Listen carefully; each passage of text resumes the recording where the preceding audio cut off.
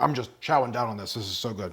So we've made a ton of different plant-based meats on this channel, but the next obvious step is coming up with a very good, very tasty plant-based steak. Now, just a few weeks ago, we made the Beyond Steak using Beyond beef mixed with some vital wheat gluten to create a Beyond Steak. That came out pretty good. I was pretty excited about it, but like I said at the end of that video, I knew that it needed some work. Now, I wasn't gonna keep jumping ahead with Beyond until we got to try making the Impossible Steak. Now, unfortunately, raw Impossible meat is not available nationwide. It is sold in some stores, some places, but it's not here in Orlando, Florida yet. I used my inside sources that you might have seen on my everything burger, and I got my hands on some more raw Impossible burgers. But we're gonna see how well it does by mixing the Impossible meat, what's already flavored, it's already meaty, it's already very, very meaty, honestly, with some vital wheat gluten to come up with our version of the Impossible Steak.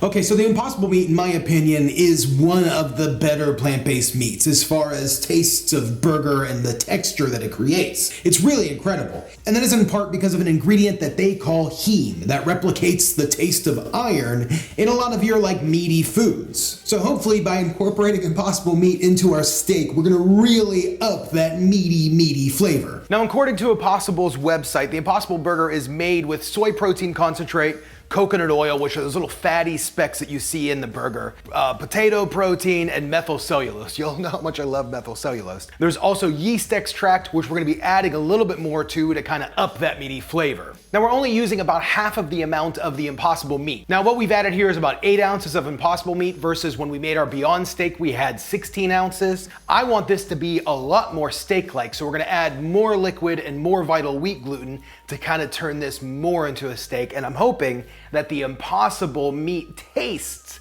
and what the Impossible meat does with their texture really comes through at the end. So let's just run this for a few minutes to kind of thin this out. Okay, that looks awesome. Looks really awesome. So to give it more of a meat-like taste, we're gonna add about a half of a tablespoon of sesame oil, about a tablespoon of apple cider vinegar, and I'm gonna do about a hefty tablespoon and a half of Marmite, which is your yeast extract. Let's give this one more quick mix. So at this point, I'm gonna add about 1 cup of vital wheat gluten. So let's mix this in, see if it forms a dough ball. We're gonna have to add some more liquid, I'm assuming, but let's get it started.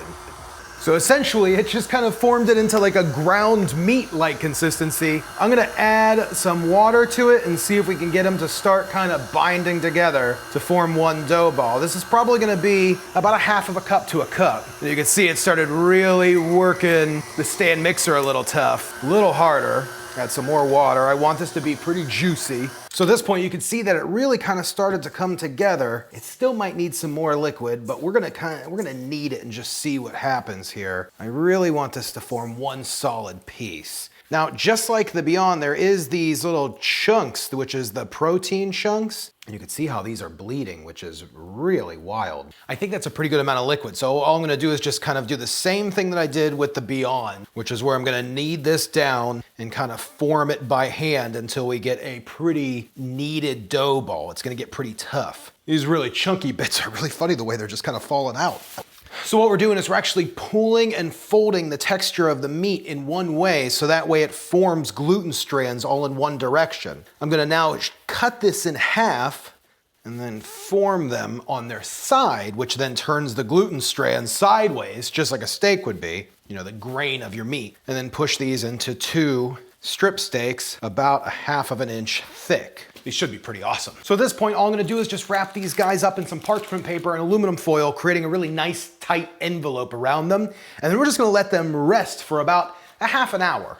And when I say a tight envelope, I mean a tight envelope because these things are gluten, so that means when they cook, they will rise. We don't want them to rise, we want them to be held into their nice little compact shape that they have. So once we have them wrapped in the parchment paper, then all we have to do is just wrap them nice and tight in some aluminum foil.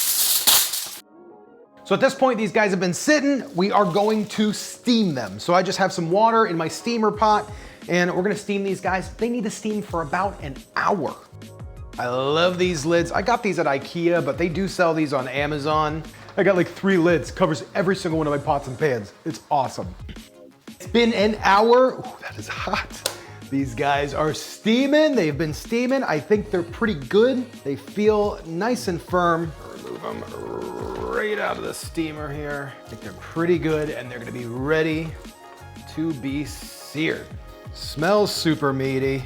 I think this is gonna end up being the better of the steaks. I mean, I could just tell you just from the look of this right now. So we're gonna use about a tablespoon of butter, just get that nice and warm. I'm using a vegan butter, just for all of you commenters that don't know that. I'm also gonna use a grill seasoning. You can use whatever grilling seasoning you like. And I'm also gonna hit them with some salt and pepper on both sides. Okay, the pan is hot. Let's throw these guys in. I'm just gonna do one at a time, and we're gonna let that sear. So we're just gonna cook this for about 4 to 5 minutes on each side. Just kind of pick up, just see how the sear's doing, and we start to feel the steak getting just a bit more tough than where we're currently at.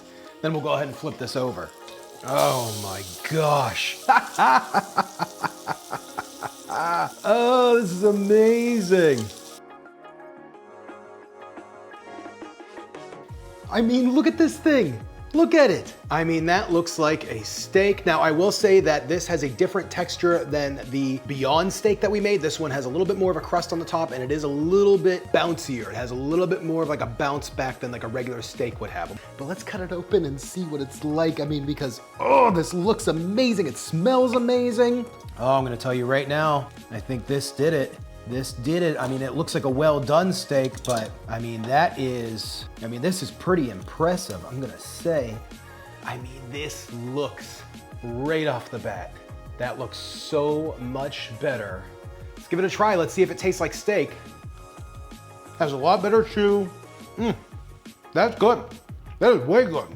Now, it's not nearly as juicy, but you are able to get those same really thin slices really well to make like a steak sandwich or something.